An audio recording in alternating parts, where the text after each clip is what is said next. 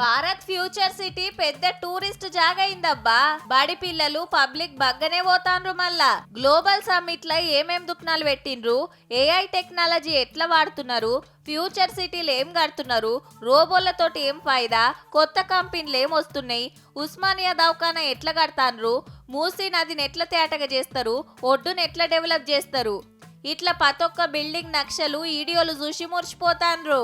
ఇక్కడికి వచ్చి మా జనరేషన్ ఎలా చేంజ్ అవ్వబోతుంది, మేము ఫ్యూచర్లో ఎట్లా ఉండబోతున్నామో అవన్నీ మాకు ఇక్కడ క్లియర్గా చెప్తున్నారు సార్. ఇక్కడ చూస్తుంటే చాలా ఇంట్రెస్టింగ్ ఉంది. ఇంకా ఇక్కడనే ఉండిపోవాలనిపిస్తుంది. ఇక్కడ మోడల్స్ అవన్నీ చూస్తే 2047 లోపు తెలంగాణ ఇంత మంచిగా రైజ్ అవుతుందా, అప్పట్లోపు ఒకవేళ నా వంతు ఏమైనా సహాయం ఉంటే నేను కూడా పాల్గొంటాను. సోలార్ ఎనర్జీని ఎట్లా యూజ్ చేయాలి, వేస్ట్ మెటీరియల్ని మళ్ళీ రీసైకిల్ చేసి ఎట్లా యూజ్ చేయాలి, దాన్ని వేస్ట్ చేయకుండా సోలార్ ఎనర్జీ అనేది ఎట్లా వస్తుంది, అవన్నీ గేమ్ ద్వారా నేను కొంచెం నేర్చుకున్నాను. తెలంగాణ స్టేట్ ఎట్లా డెవలప్ అవుతుంది, కొన్ని చాలా ఇంపార్టెంట్ విషయాలు నేర్చుకుంటున్నాం ఇక్కడ. ఇది సర్కారు కడుతున్న యంగ్ ఇండియా ఇంటిగ్రేటెడ్ స్కూల్ నక్ష.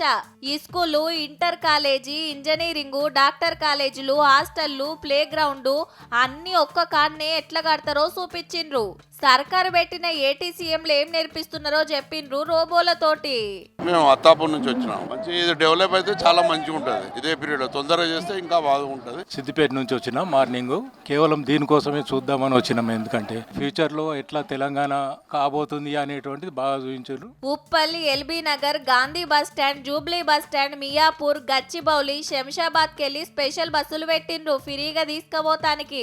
ఎక్కి కూర్చుంటే చాలు ఫ్యూచర్ సిటీ చిత్రాలు మొత్తం చూపించి మళ్ళా ఈడ దింపేస్తారు.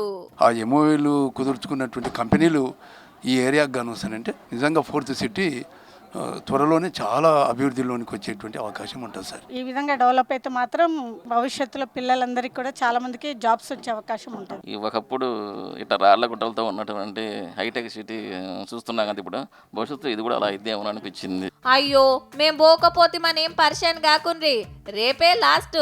వీలైతే పోయిరాండ్రి మరి.